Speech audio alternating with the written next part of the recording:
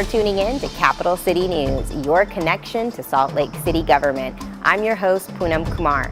And to get things started off in the new year, we'll hear from Salt Lake City Fire Chief Karl Lieb about how the city scored its first ISO Class 1 designation in Utah. And our History Minute is about Salt Lake City's first Olympic committee. Let's get started with our legislative update and look back. At its last meeting of the year, the City Council passed Growing SLC, a 5-year housing plan. Bid farewell to Council members Stan Penfold of District 3 and Lisa Adams of District 7. Welcome new Council members Chris Wharton of District 3 and Amy Fowler of District 7. And returning Council members James Rogers of District 2 and Aaron Mendenhall of District 5. New and returning Council members will officially take an oath of office on January 2nd. This is the grand opening of our touch-and-go convenience store at the Salt Lake City International Airport. This is the first fueling station that's been at the airport in the history of this particular airport. You can come here, park in the lot, come inside. We have flight information displays around the building. You can keep an eye on the flight. You can get a great cup of coffee here at Beans and Brew. You can get some wonderful Mexican food or a hamburger or shop in the convenience store and be warm without your engine running. There's no doubt that we will have real opportunity for people to turn their engines off. Even when it's super hot in the summer or very cold in the winter, you have a safe space here where you can get warm or you can cool down. It gets you out of your car. It helps you turn the key, turn your ignition off, and help us clear the air. Even if you want to stay in your car, there's a flight information display outside, for summer months or whenever. But yes, people can park, come inside, stay warm, and really have a pleasant passenger experience. So we're really excited about this.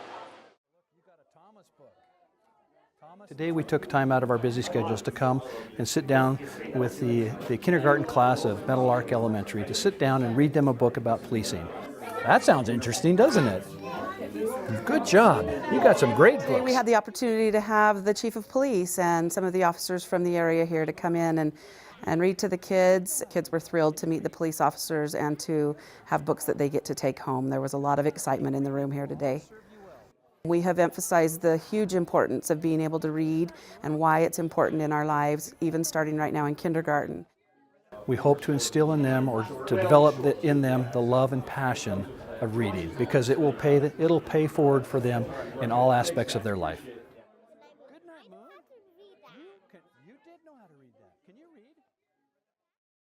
Today we had 10 firefighters from Salt Lake City Fire return back to South Jordan here. They're soon to be on their way back up to Salt Lake City. They've been gone about 2 weeks now. They saw a fire both on the Lilac Fire in the San Diego area and then on the Thomas Fire in northwest of Los Angeles. And they're back safe, they're back sound. Their families are looking forward to seeing them again, of course. And we're just glad to have them back, and they'll be back in the groove of things here in Salt Lake City shortly. This was a wonderful opportunity for our task force to come together, multiple cities, multiple jurisdictions throughout the state.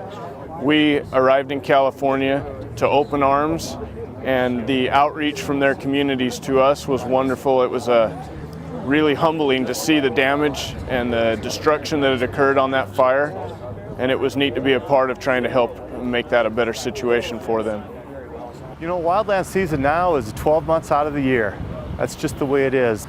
It was very important for us to participate in this mutual aid request from California. It's great for the esprit de corps of the department and the morale. We like to contribute when our neighbors need help. For them, participating was an honor. And I'm just so proud to have more people than I could ever send, out of Salt Lake City to contribute to events that are going on in California. It gave us an opportunity to see giant wildfire and use the tactics and training we've received here to help down there. Yeah, our fire department trains 365 days a year, so we're prepared, we're well equipped, we're well staffed, and we're ready to help out anywhere in the western region wherever we can.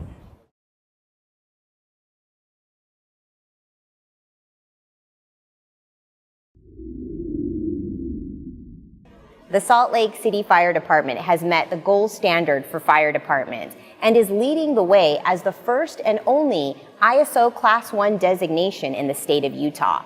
Salt Lake City Fire Chief Karl Lieb is here to fill us in on what that means for the city.